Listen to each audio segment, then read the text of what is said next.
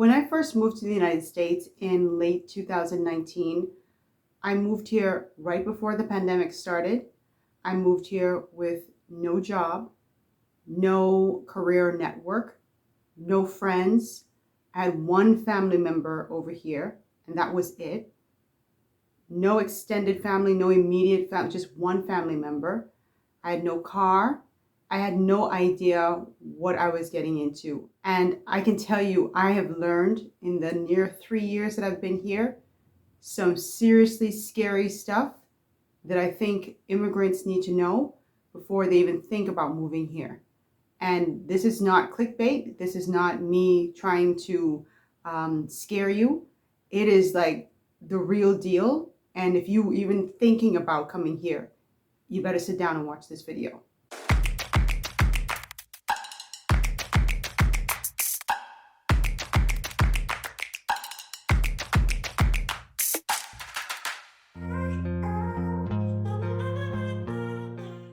Hello kitties and welcome back to my channel. My name is Rogan and this is This Bahamian Gyal, your ultimate guide to the Bahamas and Washington DC. Thanks so much for coming back. I hope you guys enjoyed last week's video, and if you have not seen that one, please go and click on it right now. A lot of great information in that video.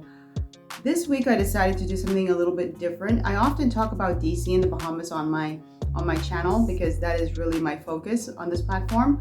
But I think people need to have a greater understanding of what it's like to not just live in DC or just to live in the Bahamas, but what it's like to live in the United States entirely. I've gotten questions about this over the years, and not a substantial amount of questions where I felt the need to do a video, but I know that there are always new people coming across my channel, and a lot of people who are coming across my channel are not American citizens or residents. A lot of them are living on the continent of Africa. A lot of them are in the Caribbean.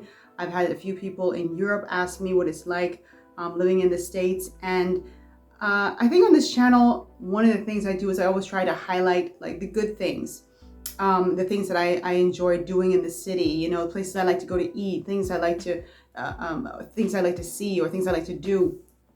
And that's important, but it's also important to give balance so that people don't think it's all peaches and cream. I always had this thought process about the United States. When I was growing up in Nassau, where I was born and raised, for those of you who are new to my channel and don't know that I'm from Nassau, Bahamas, and I remember watching a lot of American television when I was growing up. We consume a lot of North American television in the Bahamas. I know for me, I had this idea of what America was like, and it was largely shaped by my experience watching American television. I always imagined walking down like cobblestoned walkways in a nice city with beautiful, lush vegetation all around, or going to the mall, or, you know, just driving down a highway, seeing these nice skyscrapers that were like in New York City at the time. And so that was like my image of America. And to a large extent, that is true. I mean, they do have those things in the States, but there's so much more to America than that. And I think these are the things that people don't talk about. So I said this week I would talk about the real stuff that no one tells immigrants before moving to the United States. Right before moving here, I remember a guy that I used to work with asked me, "Hey, do you have a job lined up in the States?" And I said, "No." Now, at the time I was doing freelance work, and I'd still been doing freelance work from back home in the Bahamas. I mean, I just changed location, but I continued doing it. So I was like, well, I'm not really in a rush to do that because I'm okay. I had a healthy amount of savings. Like I said, I moved here with a family member, and I was okay. I was in a great position. So it wasn't like I had to rush out to get a job. But there are some things you definitely need to know, because this is my experience. And like I said, I had the misfortune of moving like right before the start of the pandemic. So for those of you who are thinking about coming here, I'm not going to give like a top 10 or top 5. I'm just going to talk. And if it happens to be a top 5 or a top 10, then great. So the first thing you need to know is that finding a job here is hard AF. And you all know what AF means. It is hard as hell, right? It's hard, except, you know, what the F stands for. Now, there are instances where you could find a job easily, but they might be more along the lines of fast food jobs or retail jobs or convenience store jobs, jobs that are always plentiful, that where they always have a high turnover rate, so you can always get in those positions, right? But if you're looking for a government job, a federal job, if you're looking for a job in like a Fortune 500 company, especially if you're in a competitive state, like how DC is, or New York is, or LA, or Miami, you're going to have a really tough time, because the competition is so fierce, it's insane. And a lot of times you have to contend with this. And I think a lot of foreign people don't understand this. You're dealing with foreign credentials when you're putting that on your resume, right? So you're already in a competitive zone with so many people, but now it's, okay, you're from Cuba. So your credentials say you went to La Universidad de Matanzas or de Habana. So it's like, do I take that candidate over someone who went to Howard University, or who went to Harvard University, who went to George Washington University, went to Georgetown? But when the person who is American is looking at the documents, they're going to say, do I take the word of these credentials, or do I go with what I know? I know this is a fact. I've heard HR professionals saying, listen, at the end of the day, I got to go with what I know. Is it fair? No, it's not fair. And not a lot of people who are coming to the United States have American credentials. I was fortunate enough to have gone to an American university, and even with that, it doesn't guarantee, like, oh, someone's going to say, oh yeah, this person went to Georgetown, let me just put them right in here. Like, that's not even a guarantee, but it's more of a guarantee than when you're using foreign credentials. There are exceptions. If you have University of Oxford on your resume, you know what I mean? Like, you might just get picked up, because that's like UK's version of like Ivy League. It's like super up there. And also, when you're talking about where you've worked, if you worked for a local company back home in, say, Mexico or in Barbados or wherever, and the people don't recognize that, even if you were putting all the things that you did and they line up with what the job requires, people still tend to go, okay, but that's at a company I don't know anything about. But this person worked for Apple, so I'm gonna go with this person from Apple. So you have to understand that your credentials, and while they may hold a lot of weight in your own country, may mean absolutely nothing here in America. My advice would be to definitely seek out jobs before you leave your country, and just to get your feet wet, so you can know what you're likely to get, or if somebody is going to call you back, because the wait process is insane and it can frustrate you to no ends, especially when you're moving to a country where you have no safety net. So getting a job is hard AF.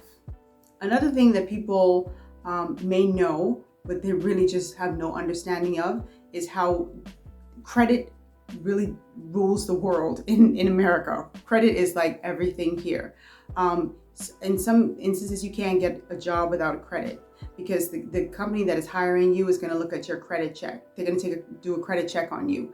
If you're going to rent an apartment and you don't have any credit, or you have insufficient credit, or your credit score is pretty low, which it's going to be if you're moving here and you don't know anyone, you haven't worked here, and you haven't built up like a substantial anything here, you're not going to have the credit. And so a lot of times, individuals will pass on you for, it's like a catch-22. You need credit to get things, but nobody will extend you credit so that you can get things. It's kind of crazy, but that's just the way it works here. Credit is everything, and having a very decent credit score is extremely important if you're looking to keep your interest rates low, if you're getting a loan or if you're getting a credit card.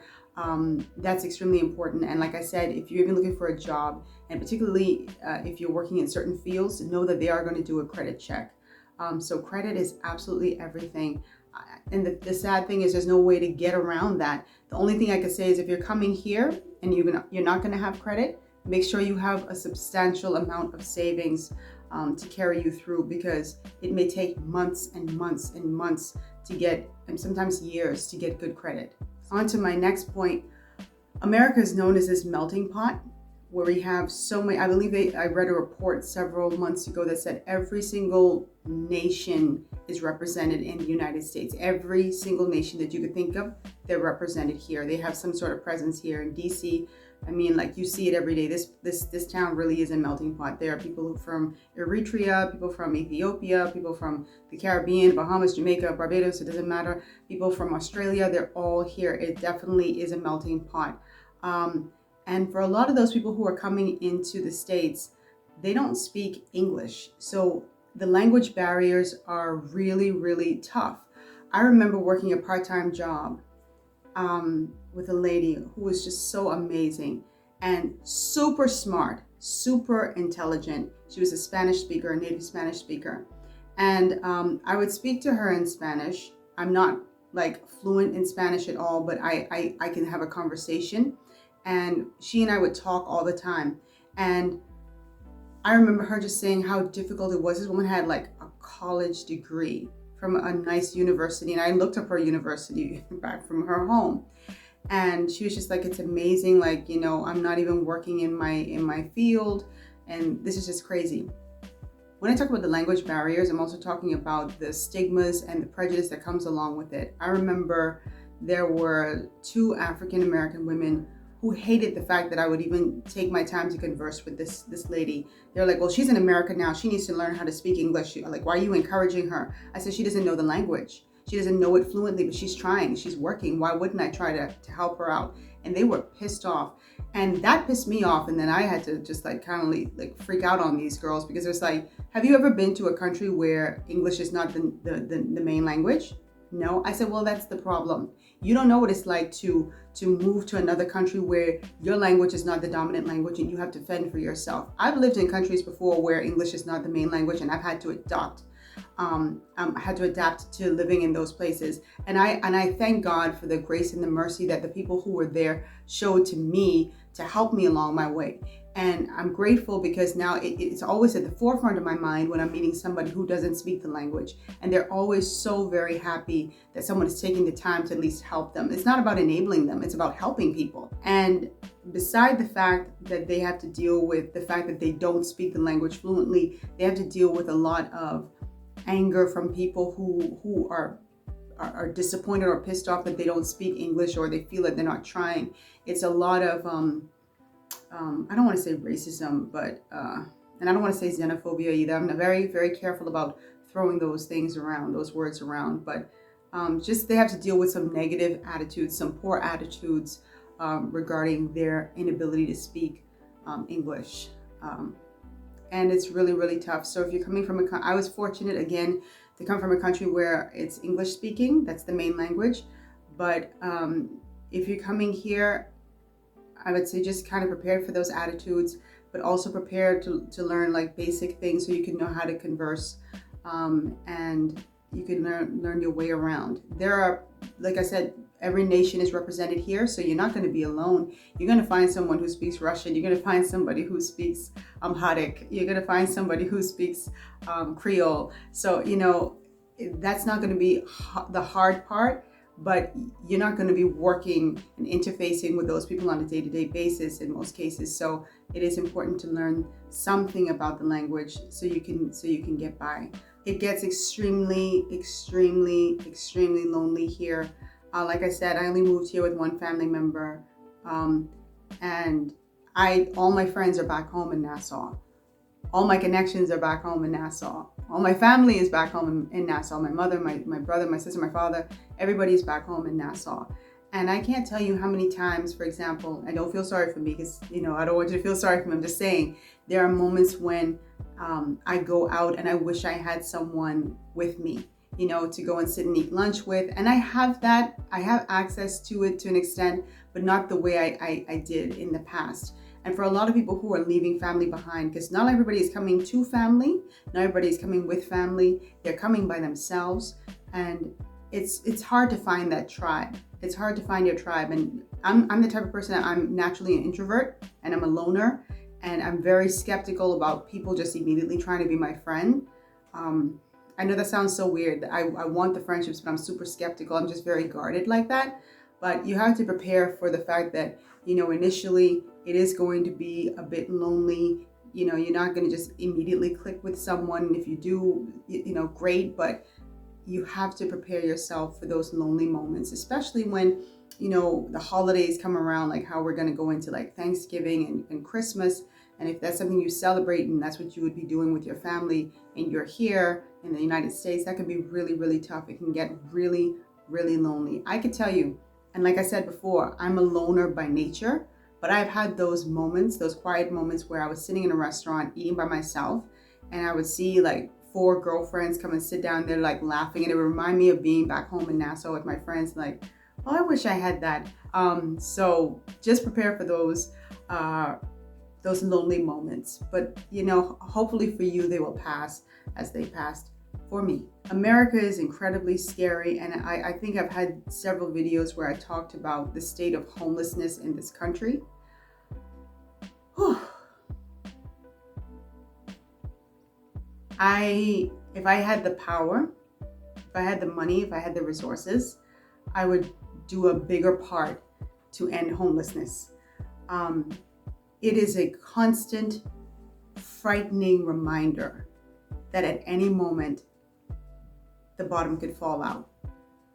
And I have never, ever felt this way in my own country.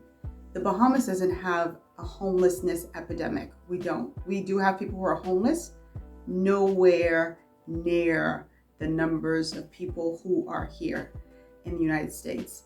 I've visited California, and talk about shattering an illusion or a dream about a place. That's what I felt when I was in California, seeing so many people in such a rich state, just on the street. I went to the White House a few weeks ago. I was doing one of my videos, and right around the corner from the White House were tents and people who are homeless right around the corner from the White House. I always talk about DC being the seat of power. This city is wealthy. It has so much wealth, and people were on the streets. If that's not something that you're accustomed to seeing in your country, or it's very minimal, be prepared to have your life just turned upside down when you see this stuff. And it's not just a case of, oh, there's a homeless person, I never see them again. You're seeing them all the time. Again, not in the proportions that they are in Los Angeles, not in the proportions that they are even in Chicago or even New York, but you see them. And I feel like the population is growing. I feel like, I don't have the stats to support it. I'm going to look that up, but I feel like, because I'm seeing them spread out in certain areas where I never saw them before. They could be definitely displaced and moving to these new places, but it's crazy. And when you come here, especially if you're coming by yourself, you will live in a state of fear that could be me. And this is no exaggeration. I've had people tell me, and they have family and support here, that that's their worst fear. That's one of my worst nightmares. So again, if you're not from the kind of country that has like a high homeless population, it will be a sobering and incredibly scary, terrifying reminder on a daily basis that you could have everything pulled out from you in an instant. And that is possible because, honestly, a lot of people are just one paycheck away from being on the street, one illness from being out on the street, one disagreement with a family member from being out on the street. It is terrifying. When it comes to healthcare, we always hear about how the United States has like the greatest healthcare system, best doctors, well-educated. Like, you go to the States, like even being in the Bahamas, we have some of the most amazing doctors. And I think on some level, I used to buy into people saying, oh, if you need this done, you need to go to the States. Don't fool with these Bahamian doctors. Let me tell you something. I can't even begin to explain how wrong I was, how brilliant the doctors back home in the Bahamas were. And not only just brilliant, the doctors back home in the Bahamas showed a level of care that I've only gotten 2 or 3 times from the doctors over here. And I could say 2 or 3 times. I could say 3 times because I remember just gushing about the doctors, those 3 doctors that took care of me. I recently had a health scare, and I was just like, I ended up crying in a doctor's office because he was so reassuring and so kind and so sweet to me. And I had not experienced that here in the States. I have always felt when I go into a doctor's office, and doctors are in business to make money, I get it, but I should never, as the patient, feel that way. And I felt more of a sense of care and love from doctors back home than I do here, with the exception of those 3 doctors. You're constantly treated like you're just a means to an end. You're just a way to make money, get in and get out. If you're somebody who's in a country where you're accustomed to, if something goes wrong, you can pick up the phone and say, hey, can I speak to Dr. Smith? And Dr. Smith will come to the phone. Get that out of your head now. Because over here, everything is done with the portals. You got to go in the portal to submit your email, to submit like a question to your doctor. Hope that they see it in time to follow up, and wait for days sometimes just to get a response. And that if you're dealing with something benign, you may have the luxury of waiting. But if you're not, you're going to lose your mind. You're going to go on to another doctor. So I just feel like, and I understand it to an extent, because they have so many patients that they're contending with that they cannot keep coming to the phone. But it just makes it so impersonal, and I just don't like that. Besides that part of it, if you don't have insurance, you're so screwed. And I know people have heard this before, but I cannot stress this enough. You are really screwed. Sometimes, even when you have insurance, you're screwed, because the deductible is so ridiculous, because that's the only way you can keep your costs down, that even if something were to happen, you wouldn't have it. For example, I know a young lady who had a deductible of $10,000 on her insurance. So her insurance was basically pointless, because for the insurance to kick in, she would have had to pay $10,000. And it's like, she wouldn't have, and this didn't include like her doing her preventative services to an extent, I think contributed, but it wouldn't have been enough to amount to $10,000. So she would have had to pay that in order to be able to use her insurance for the bigger stuff. And think about it. How many of you right now could say that you have $10,000 in your account? How many of you could say that you have $5,000 in your account? How many of you, have $1,000 in your account? So you really got to be careful about that. The insurance here, I remember several years ago, and I like to share my own little anecdotes just to kind of drive home the point. I was in the Bahamas, and I had insurance all throughout. I always had insurance. But one time I got a new job and they had insurance. And I said, well, why am I paying my insurance? I should just go on to their insurance. Big mistake. When I let my insurance go and I moved to this job, I quit that job.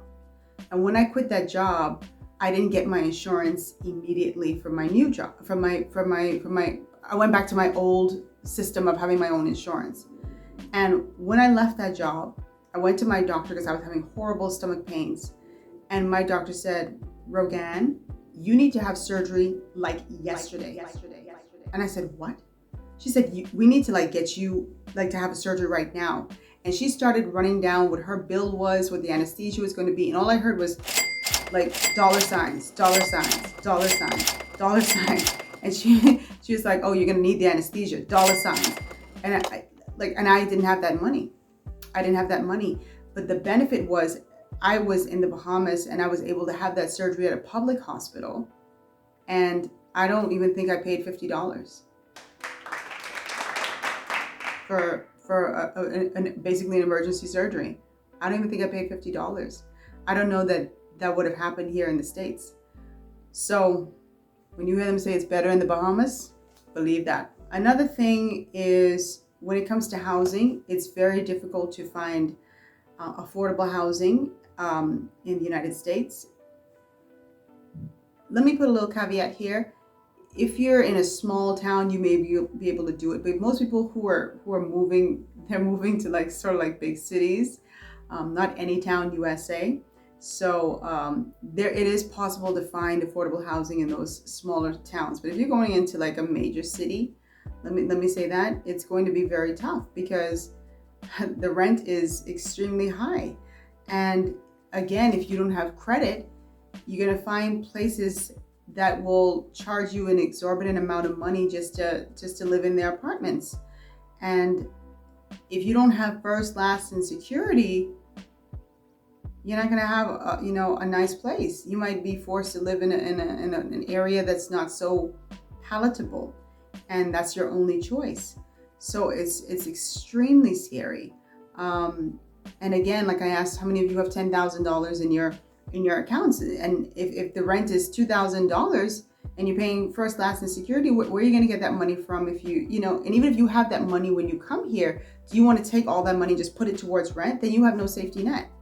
So that's definitely another thing to consider. And also, even though there are laws that prevent you from discriminating against people because of their country of origin, and I love that, at the end of the day, companies that don't want immigrants, minorities, whatever, in their apartments, they will find a way.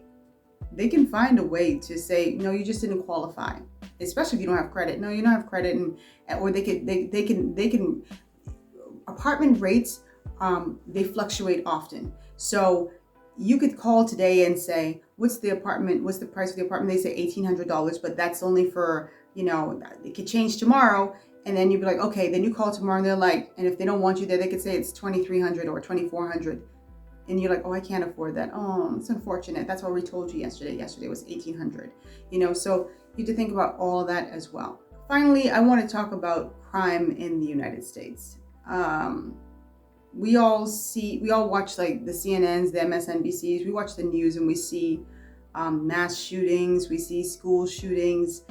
And I think to some extent we get so desensitized by that. We think, ho-hum, this is what happens in the United States. For me, we had crime in the Bahamas. I remember when we used to be in the double digits and I thought it was crazy. Like, oh my God, 75 murders in a year. Like, what the hell? Then when it started climbing into the triple digits, like, 120 murders. It's like, oh my goodness. But being here, particularly in DC, which used to be the murder capital, I realized like the crime is on another level here in DC. And I think I'm going to do, and in the States as a whole, but I'm going to do a video on the crime in DC at another time. But that's something you also have to think about. If you're from a country where, crime is very minimal, or, it only happens in the extreme cases, and you come here, you're going to be absolutely shocked by carjackings, by armed robberies, by homicides.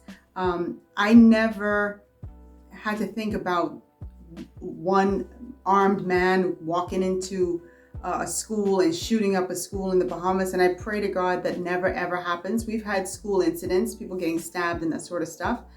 But talking about just going into like a primary school, which is like your middle school, and shooting down kids and stuff like that, that's never happened in my country. And can I tell you, I live in this fearful zone about that, even though I don't have children, and I don't have any like nieces or nephews who are in school over here. I do think about like when I do have kids, like how am I going to react? I'm going to be so fearful about sending my child off to school. It's going to be crazy. There are times when I'm driving, and I'm driving in Virginia, where I travel to quite often, and I look up at buildings and I go, please God, I'm not even kidding. I literally say this prayer, God, please don't let somebody be up there who just wants to just start shooting. And that might sound insane, but don't forget, just a few years ago, we had the DC sniper attacks on DC, which kind of sent people nuts because it's like, that's just crazy. So things like that go in my mind. I never thought about that in my home country. I never thought, mostly because we ain't have no tall buildings like that, but I never thought about somebody could be up in that tall building just having the crappiest day ever, and they're just going to take it out on innocent me or innocent people. And that's a thought process that I have probably every time I pull up to a light, every time I'm passing a tall building. And that might be my own internal fear, but it is something you have to consider. A lot, like I said, I had such a small and short-sighted view of what America was about when I was living at home and watching it on television through this framed narrative of a movie or a sitcom. And there are portions of America that are like that, but it's completely different from what I thought growing up. And the illusion has been shattered. And I hate to sound hyperbolic, but the American dream is somewhat of an American nightmare, you know? Anyway, I didn't want this video to go on too long, but I just was in this kind of sober head space this week, just because I'm like, I don't think people understand what they're getting into when they say they want to move to the States. The States, let me tell you something, the United States is an amazing country. I would never just completely poop all over it, because I've seen some amazing things happen for some people.